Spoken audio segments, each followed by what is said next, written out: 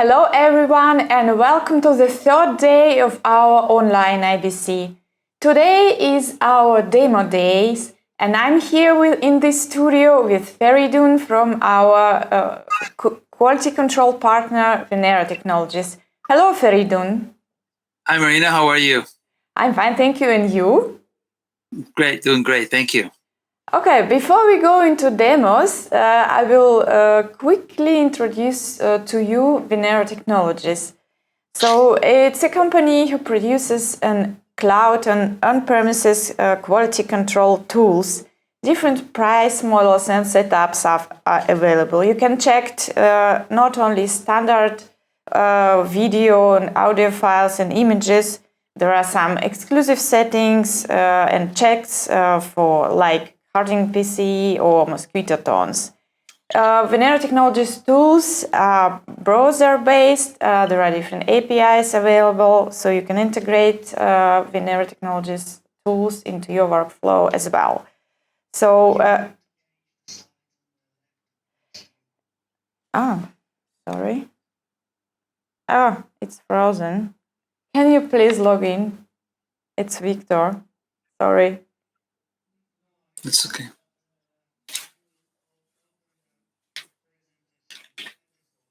Okay. Venera Technologies QC tools support all major broadcast and streaming format, can perform HDR analysis, 4K and UHD analysis, and many other. There are some ready-made factory QC templates. For example, if you are preparing your materials for Netflix, there are some setups. They can use them from Anfang. Okay, and now let's go to the demo, because who can know better the software as Feridun? So let's go. And can you please show us how does Venera software looks like? Sure, Marina, happy to do that. So hopefully you can see my screen. So the our Pulsar file-based QC solution, which is for on-premise, is a browser-based interface for the user, so they can interactively submit jobs, as well as there is an API if they want to integrate within their system. So they could use it either way. So let me show you the browser interface. It works on any browser. The general layout is that it starts on the page on which you will submit jobs. Then there's a job monitor, which we can actually monitor what's going on with the jobs you've submitted. We'll get into talk about templates, which is what you set up as a set of questions, a set of checks that you want to perform. And we'll talk about hot folder or watch folders as well. So those are the main, and track layout. Track layout if you want to lay out what the file would look like, how many seconds in the front is black, then where your content is, and how many seconds in the back that perhaps can be ignored. The track layout allows you to lay out the video and audio track so the program knows where to look for the content. So that's the main setup for that. Okay. Also, can you please then show us how do you start a job in the system? Sure.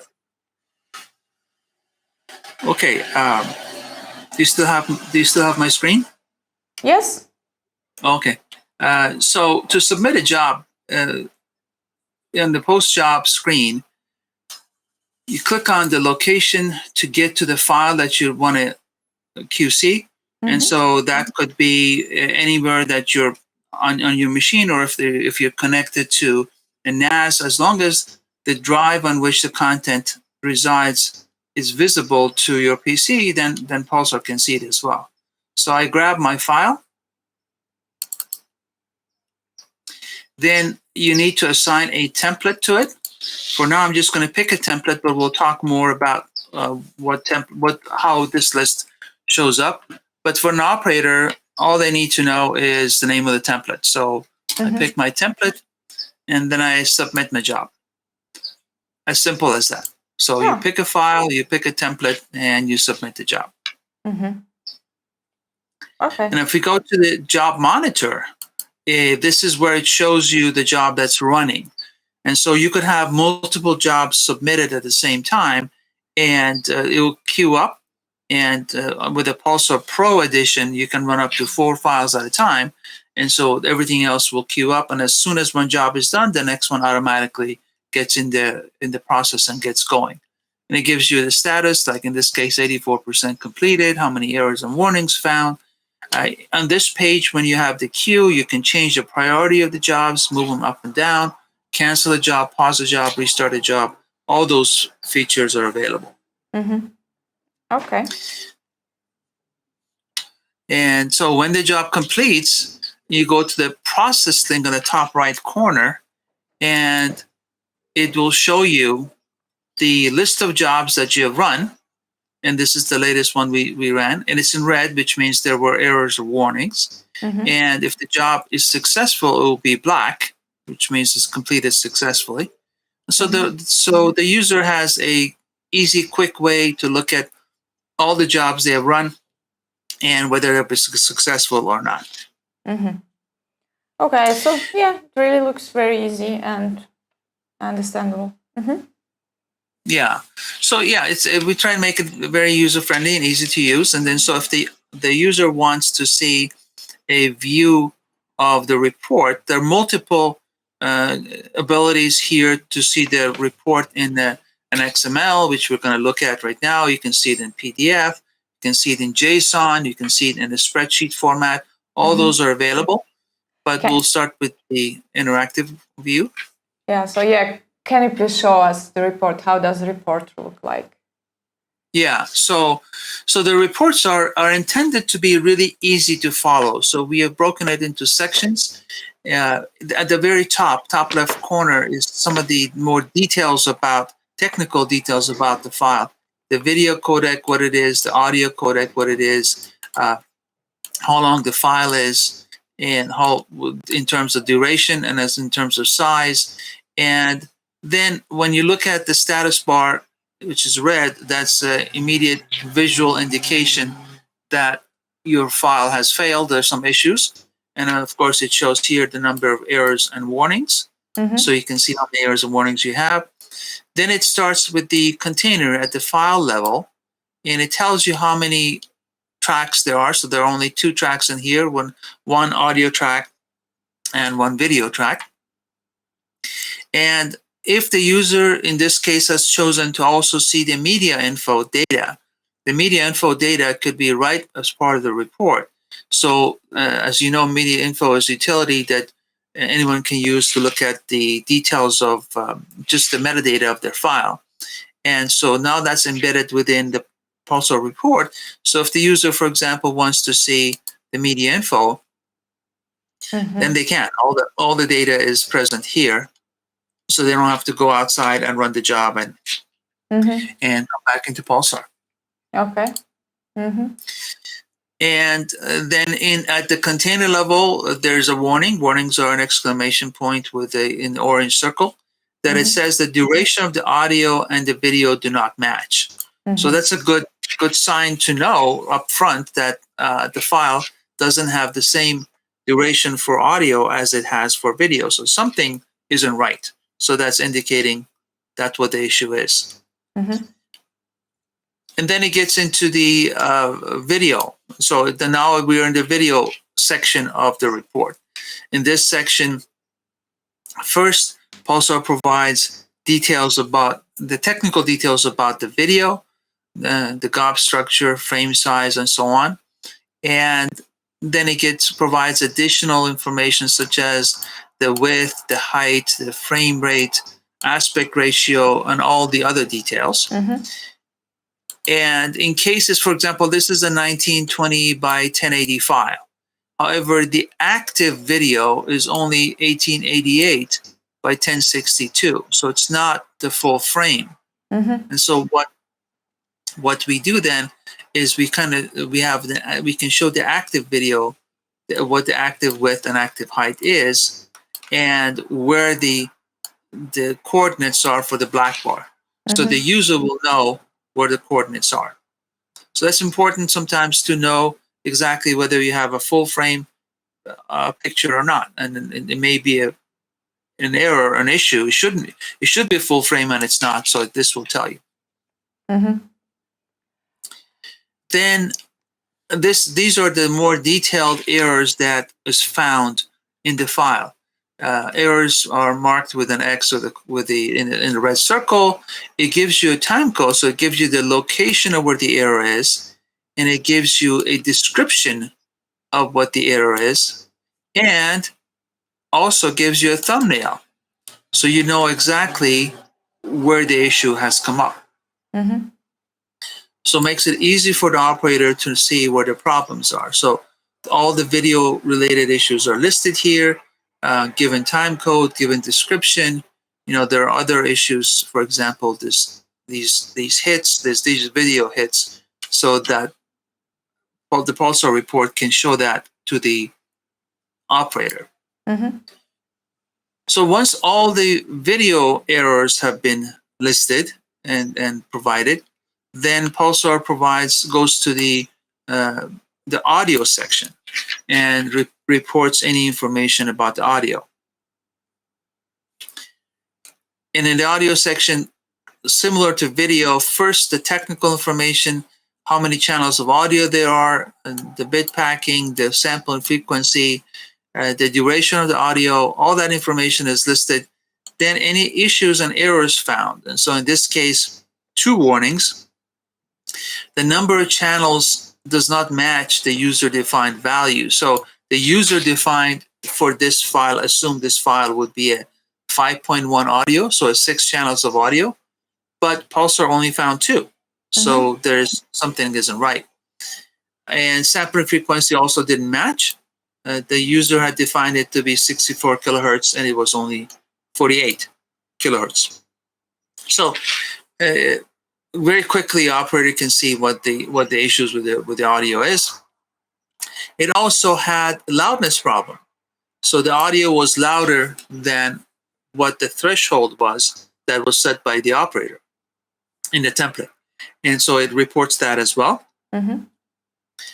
And finally, you have the option to have the details of the template show up on the screen as part of the report, meaning that you can see exactly what were the checks that were being performed by Pulsar as it was set in the template. Mm-hmm. So the report that we just went through is based on checking the file against all these template checks. Mm-hmm. And our templates will show that in a minute. 300-400 different checks in there. So this is only the checks that that has been activated or been marked in the template shows here, which makes it very convenient. So if you have a PDF of your report, that report would not only have the errors and issues with your file, but also would have the list of the parameters that was used in the template. Mm-hmm. Feridun, quick questions. Are these checks included in the standard setup, or you need to buy them separately, or how does it work? Good question. No, it's actually all included. So the package, the Pulsar, comes with all these checks included. There are a few exceptions, very few, but almost everything that you see here indeed is part of the Pulsar package. I see. So it's not separate. I see. Okay, great. So let's then go to the presets, and can you please show what can be chosen in the template, to use for the template? Sure. So templates is, running the job as you saw is pretty straightforward. You pick a file, you pick a template, you run the job, you look at the report. The key is the creation of the templates where you actually define what needs to be checked. So in the template section of the Pulsar menu, this is where you have the list of all the templates that you want to use. You can create as many as you want. There's no limitation.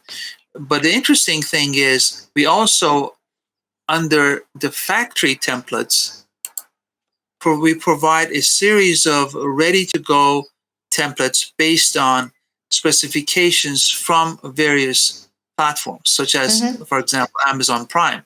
Mm-hmm. So we have made the job easy by creating all these templates already, so our customers don't have to go read the Amazon specs, try to create the template. It's already done. So they can take any one of these as a starting point and they can add to it. They can have additional checks that they want to add to customize the template to their liking. So that's what the factory templates are for, to really simplify the work. The Cable Labs, there's DPP, Hulu, iTunes, Netflix. And so, in fact, there's ARD as well. Yeah, so major VOD providers, yeah? So already included. Yes. Yes, all of these are included already, makes it easier. So the user can use any one of these, or they can create their own.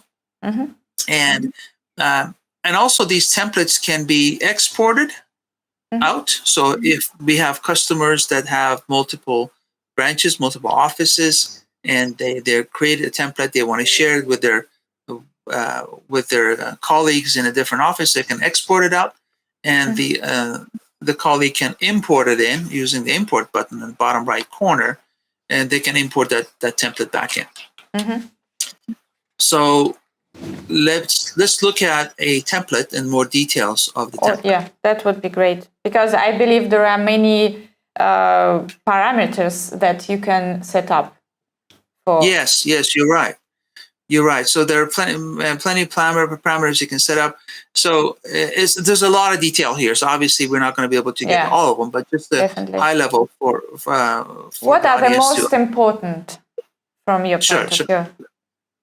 Let me do this. Let me just kind of briefly explain the whole layout of how the templates lay out, and then we get into the more important ones. We get into the video and audio stuff, which is probably more important. So there are 7 tabs in a template.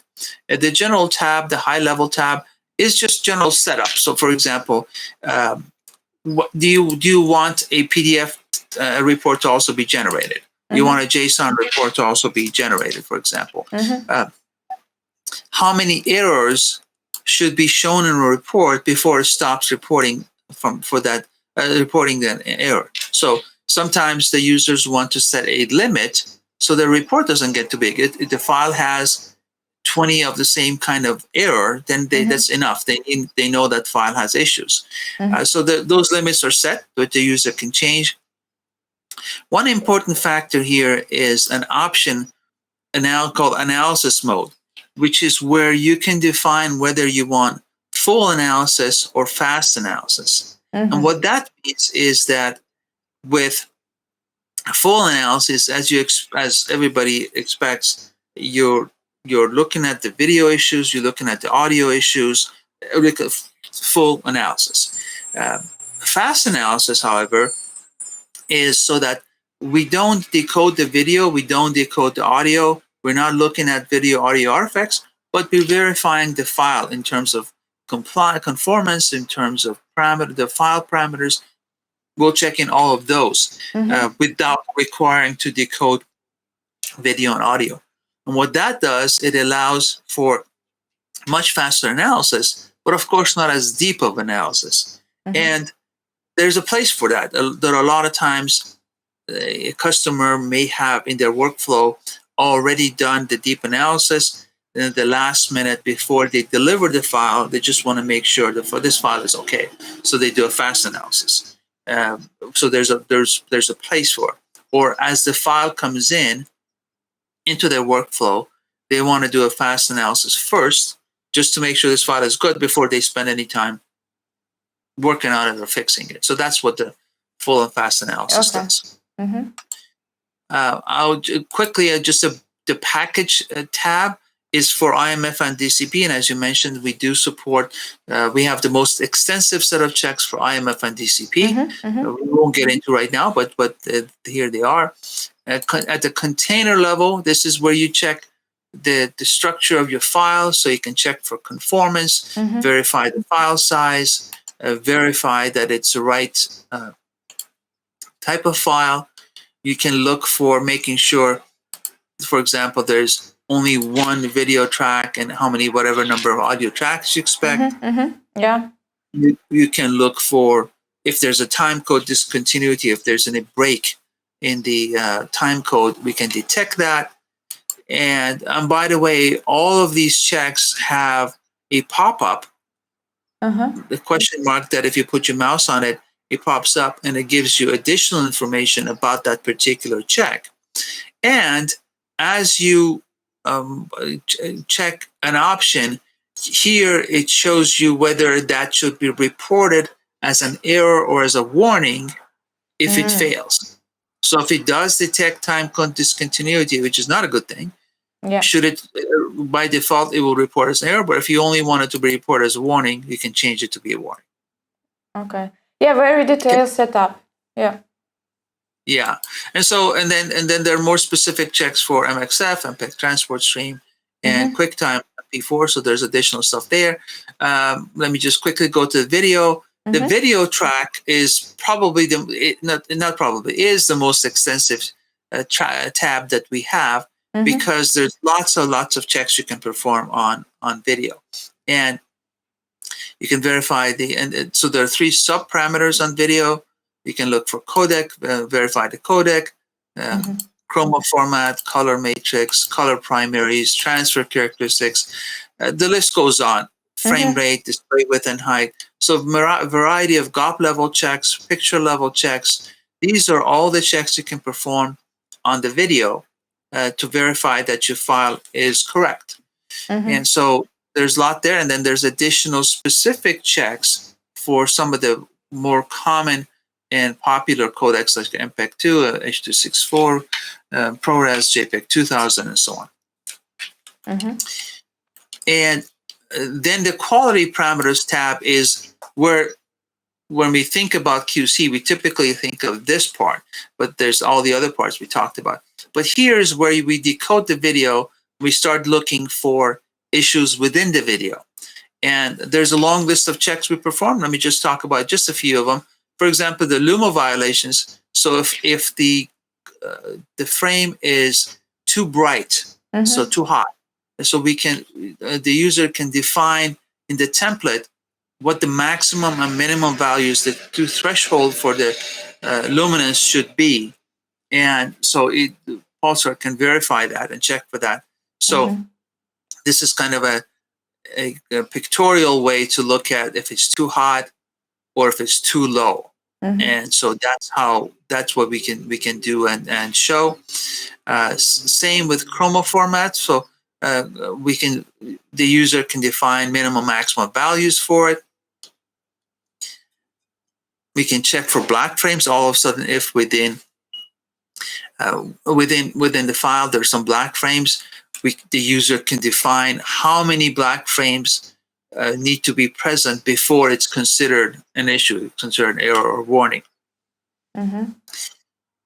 We can look for color bar.